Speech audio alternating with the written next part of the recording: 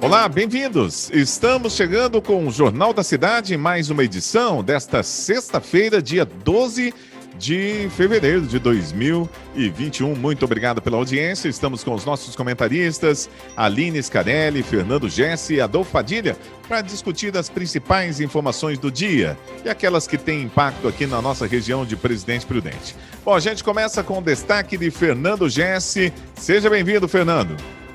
Olá, Eudes, olá, Padilha, Aline, um grande olá a todas as pessoas que nos acompanham pela TV Cidade, Rede Cidade. O meu destaque hoje é o seguinte: a Fiocruz fez ali uma análise, um sequenciamento genético de uma nova mutação do vírus que está acontecendo lá em Rondônia. E também nós estamos aí já com algumas cidades reclamando, já estão faltando vacinas para serem aplicadas. Rio de Janeiro, Bahia, Salvador e outras cidades mais. Muito bem, vamos lá para o destaque de Aline Scarelli. Seja bem-vinda, Aline. Olá, saudações a todos, todas e todos que nos acompanham aqui na TV Cidade. O meu destaque é com relação ao que saiu na Folha de São Paulo sobre uma fala, na verdade uma entrevista do Edson Fachin, o ministro do STF, onde ele diz o seguinte, que há fatores que trarão retrocessos civilizatórios ao Brasil. O que isso quer dizer? Ele está chamando a atenção da gente sobre os discursos das pessoas mais extremas, da extrema-direita, aquelas pessoas que são impossíveis de dialogar, sobre o fim das instituições, o fim do STF, a chamada para intervenção, a AI-5. Então, eu quero dizer o seguinte, que essas bizarrices, elas não são boas para a nossa democracia. Se a gente quer um país que caminhe na legalidade, a gente precisa da democracia, não o fim das instituições. Então, a gente tem que ficar de olho em quem propaga esse fim do STF. Isso está incorreto, é anticivilizatório. Muito bem, vamos lá para o destaque do Adolfo Padilha. Adolfo, seu destaque, bem-vindo. Olá, Eudes, Aline, meu amigo Gessi. Agradecer às pessoas que compartilharam muito o link aí do nosso novo projeto. Aqui um pouco mais livre, sem censura, sem política, com mais alcance. Quando eu digo sem política, assim, sem aquele desejo de nos calar, de falar daquilo que a gente não acredita em alguns lados de outra forma de fazer política. Mas a boa notícia que o berrante virtual não vai dar, meu amigo Eudes, é que o Brasil supera os países europeus, os Estados Unidos, graças aos nossos profissionais de saúde. Já somos mais de 8 milhões e meio de pessoas salvas do Covid. Somos o 35º colocado na lista de infectados, O pessoal fica torcendo para nós ficar entre os 3 primeiros. Nós também superamos até mesmo Israel nesse sentido. E quando se trata de morte, eles gostam de falar aqueles números totais, para causar mais pânico, para dar mais medo. E quando se fala de vacina, eles colocam em percentuais. Mas um dia o povo vai perceber isso. Toca o programa, meu amigo Wilson. Muito bem, vamos lá. Falando em nome da Eleve Transporte e Locações, do meu amigo Claudinei. Muito obrigado aí por estar junto conosco nesse projeto. Vamos lá.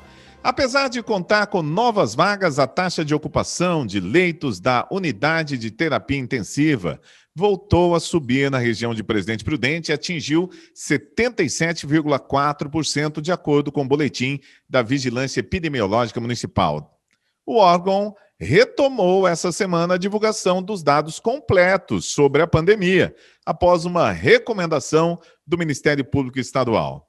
Os números estão subindo, Adolfo Padilha. Você acredita que nós possamos regredir para a fase mais restritiva do Plano São Paulo?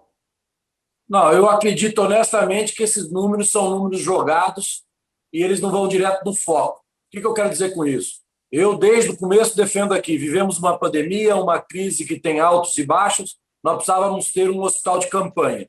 Se o Presidente Prudente tivesse um hospital de campanha e se tivesse também no caso, a justiça apertando mais o governador para que colocasse estrutura. O Gessi já cansou de falar de números, em números de habitantes, quanto nós somos deficientes em relação a outras regiões em número de UTI, em números de leitos. Então, se a justiça cobrasse mais o governador para dar para nós aqui uma estrutura, nós não teríamos esse receio, esse medo de voltar para a fase vermelha. Porque, repito e vou afirmar sempre, o lockdown foi mais do que comprovado que ele não atenua nada, pelo contrário, ele provoca e causa mais prejuízo ainda.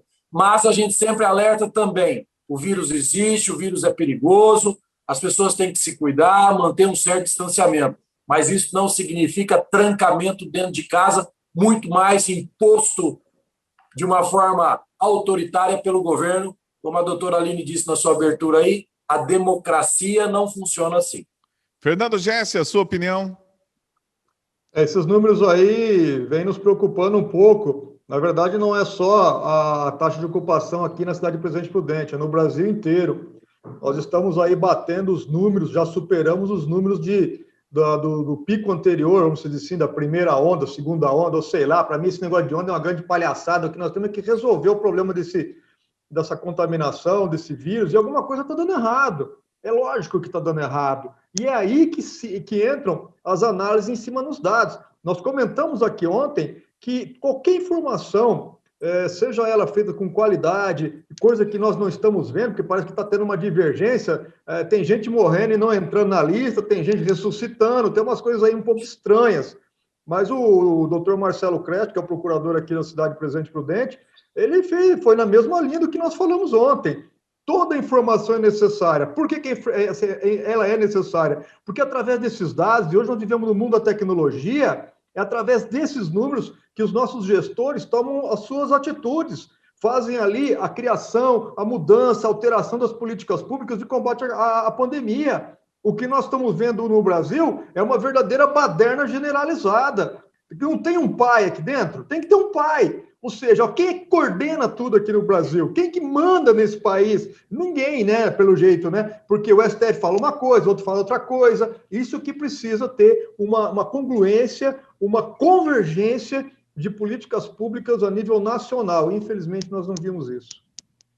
Aline Scarelli, vamos lá, a sua opinião sobre o aumento aqui dos casos de Covid, né? E o aumento na internação. A notícia trouxe que teve um aumento de leitos, mas não diz quanto, né? Agora, o que eu fiquei animada é que nós estamos aqui alinhados ao que o próprio promotor de justiça, Marcelo Kretz, falou, né? Ele disse que a gente precisa ter informação irrestrita, sem enxugamento, para justamente poder a população acompanhar e o poder público municipal, o promotor, que é o responsável em acompanhar isso, poder fazer a gestão, se amplia, se diminui a questão de abrir comércio e tal. Então, assim, os números eles estão aumentando sim. O boletim da prefeitura retomou aqueles anteriormente detalhado, né, como a notícia trouxe, e a preocupação realmente o isolamento e as medidas as medidas sanitárias, elas estão sendo feitas ao pé da letra? Não, né, porque os números estão aumentando, então são relacionados àquelas aglomerações particulares, porque a gente vê o comércio fazendo tudo correto. Então, assim, nós temos que nos autorresponsabilizar pela circulação do vírus. Eu sinto que isso não está acontecendo. Então, está acertado, doutor Marcelo, nós estamos aqui em sintonia com o que ele falou e a gente precisa ficar mais atento, está aumentando a circulação por aí sim. Em nome da Eleve Transportes e Locações. E vamos lá com as informações do nosso Jornal da Cidade. Bom, estamos aqui com os nossos comentaristas, Aline Scarelli, Fernando Gessi e Adolfo Padilha, para comentar as notícias do dia. Olha, o presidente Epitácio está divulgando nomes e funções de pessoas imunizadas contra a Covid-19. Segundo a Prefeitura, o objetivo é proporcionar transparência durante todo o processo de vacinação. A atualização será feita sempre que um lote for concluído. Vamos lá para o comentário de Fernando Gessi. Olha, ontem nós tivemos mais um triste caso aqui no nosso país de uma enfermeira que estava aplicando nada em uma senhora. O acompanhante detectou ali a farsa, o possível crime, para mim, um ato criminoso em potencial, que colocaria possivelmente a vida da pessoa em risco, e ficou por isso mesmo. Se a pessoa do lado não tivesse visto, não teria sido aplicada a vacina. Então, essa atitude aí do secretário de Saúde de Epitácio, Christopher Santana, é muito louvável. Eu acho que deveria, sim, ser uma lei, teria feito uma medida ali, um ato nacional, obrigando a tudo isso ser publicado num portal de ordem nacional, tudo preparado. Por quê? Porque nós estamos levando imunizantes para a sociedade. A contrapartida, ninguém sabe o que está acontecendo. Nós não sabemos quem está sendo vacinado. Então, isso dá transparência para que a sociedade possa acompanhar. Ou seja, tal pessoa foi vacinada, mas não é do grupo prioritário. Quantas pessoas nós estamos vendo aí denúncias de furando fila? E o que vai ser feito? Nada? Vai passar por isso mesmo? Por isso que eu falo, tem que pegar uma pessoa dessa aí, pegar uma pessoa que está furando fila, dar uma punição exemplar nela, para que sirva de exemplo e que evite novos casos deploráveis como esse. Adolfo Padilha, o que você achou aí da posição da Prefeitura de Epitácio? Eu acho que é um exemplo. Eu acho que deve ser seguido por todas as prefeituras. Aliás, eu acho que o Ministério Público deveria exigir isso, que essa lista seja pública. Nós temos várias denúncias de conversas, mas uma coisa há de ser dito aqui. Quem planejou a forma de vacinação não é o município, e sim o Estado, é o Plano São Paulo. Aliás, eu tirei essa dúvida, inclusive, durante o dia hoje, antes do programa. Agora, por exemplo, estão vacinando pessoas que, no meu ponto de vista, veterinário está sendo vacinado. Vacina primeiro todos os idosos, depois, por que veterinário tem que ser vacinado? Tenho amigos veterinários aí, falam isso aqui de boa, não entendi isso. E outras categorias também que não dá para entender. Quem tem que ser vacinado é, primeiro, o pessoal que está no fronte do problema, médico, enfermeiro, o pessoal que limpa os hospitais. Depois, os idosos. O que está entrando veterinário nisso aí? Se fosse até os professores com retorno à aula, ainda vai, né? Então, é umas coisas meio... É o que eu falo, não existe ciência, existe achismo. A ciência mesmo, eles deixam para avaliar se o achismo dele dá certo. É uma pena, é lamentável isso. E o exemplo de Epitácio, eu acho que deveria ser seguido por todos os municípios. Aqui em Presidente Prudente, nós temos informações que tem médicos que nem no hospital vão e tomaram a vacina na primeira semana, ainda com a incerteza de quantas doses ia ter. E daí?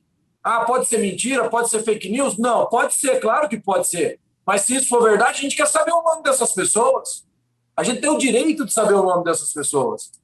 Então, eu acho que Epitácio está de parabéns e é um grande exemplo. Alô, Prudente, poderia fazer o mesmo e seguir a mesma linha. Muito bem, vamos lá. Aline Scarelli, a sua opinião aí sobre a atitude da Prefeitura de Epitácio.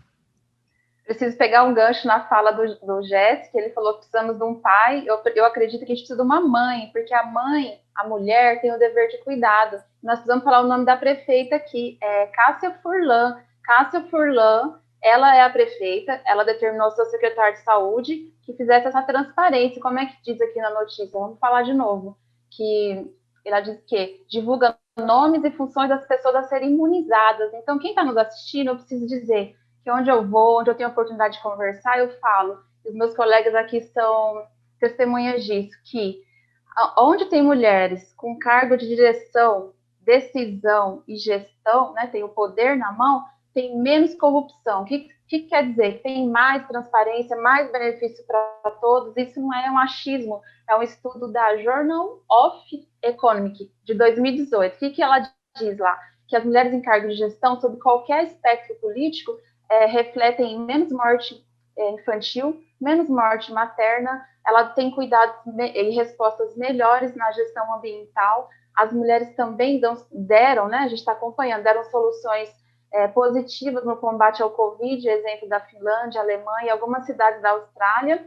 E enquanto que os homens, a gente viu o Trump, né, mas outros países aí, que deram, Reino Unido, por exemplo, os homens liderando não trouxe resposta positiva. Então, eu entendo que eu rendo as minhas femenagens, de femenagem, não homenagem que vem de homem, para a prefeita Cássia Furlan, e que as soluções para os problemas municipais, estaduais, né, do mundo, passem por nossas mãos.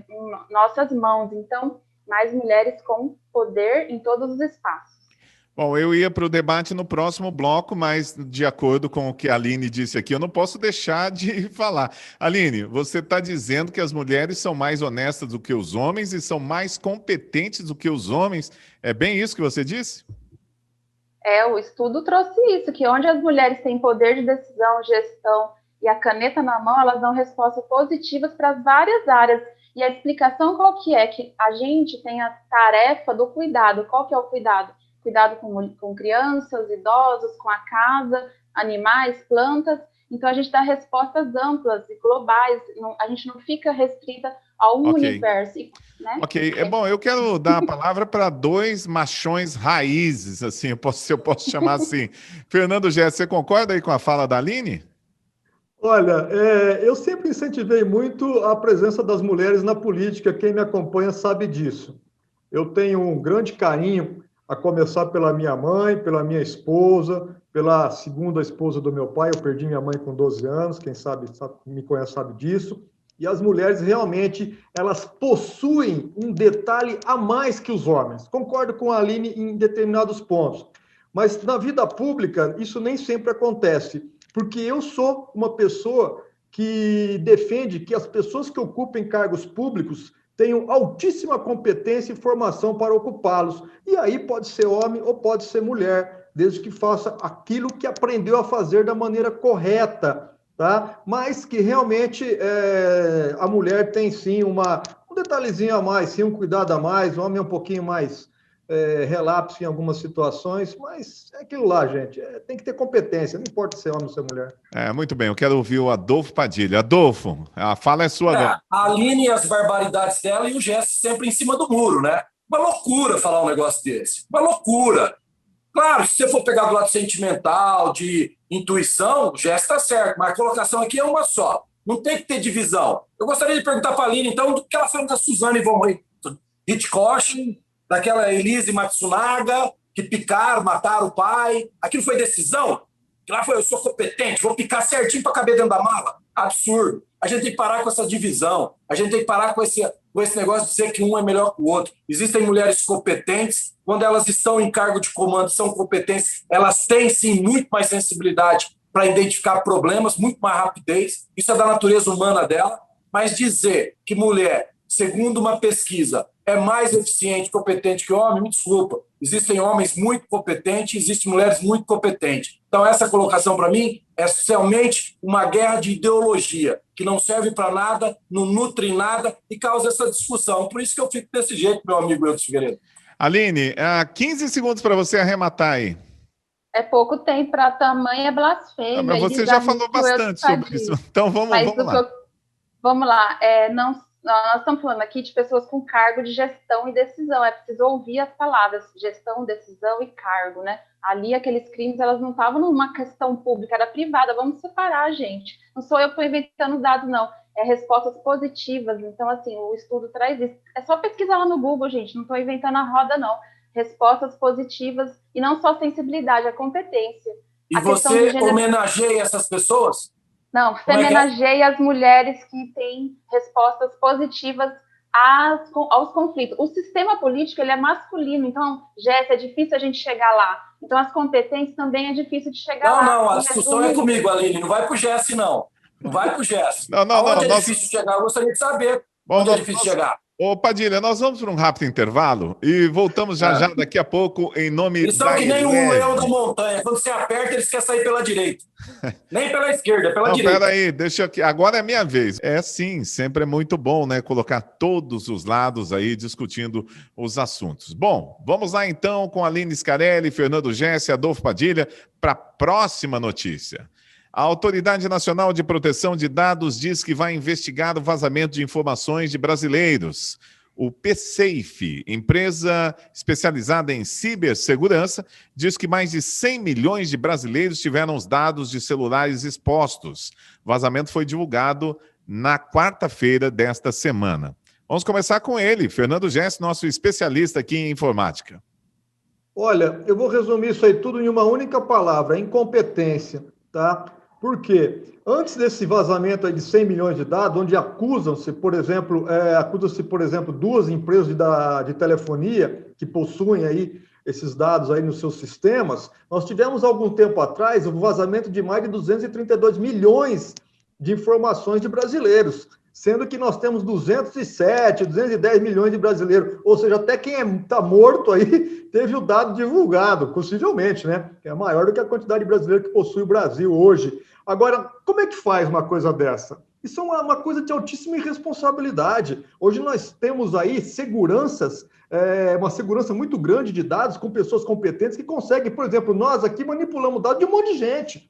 E nem por isso nós temos os servidores invadidos, as coisas ali colocadas a pulo. E outra, nós transacionamos cartão de crédito, informações particulares, isso é de alta complexidade. Não dá para admitir uma coisa dessa. Se realmente esses dados vazaram, eu ainda suponho que possa ter um envolvimento de alguém de dentro da empresa para que isso possa ter acontecido. Porque as camadas de informações, elas às vezes não trafegam ali na web normal. E esses dados foram todos para a Deep Web. Agora vai virar uma baderna, vai virar uma bagunça, CPF, número de telefone. Isso é inacreditável. Agora, o que me chamou mais atenção foi que o hacker deixou uma mensagem para os técnicos. Vocês são ruinzinhos demais. Isso aí foi uma verdadeira piada.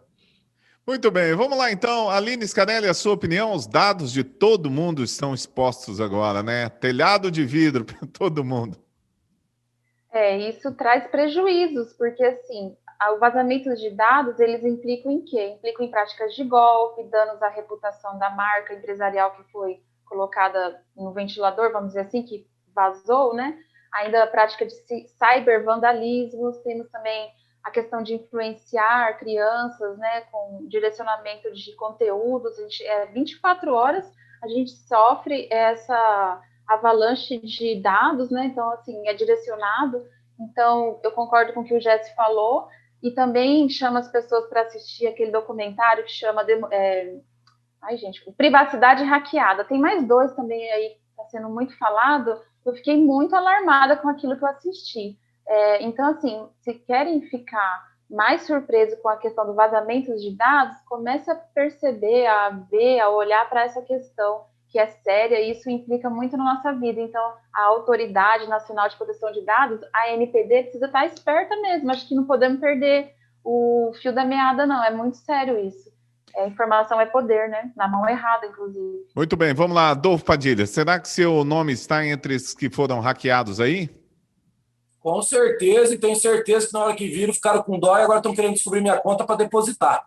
Eu, graças a Deus, é esse o meu problema. Mas o Jesse, que é da tecnologia e conhece bem, é interessante mesmo, Jesse. Sabe outra coisa que é interessante? Que aí eu vou para a minha parte da comunicação.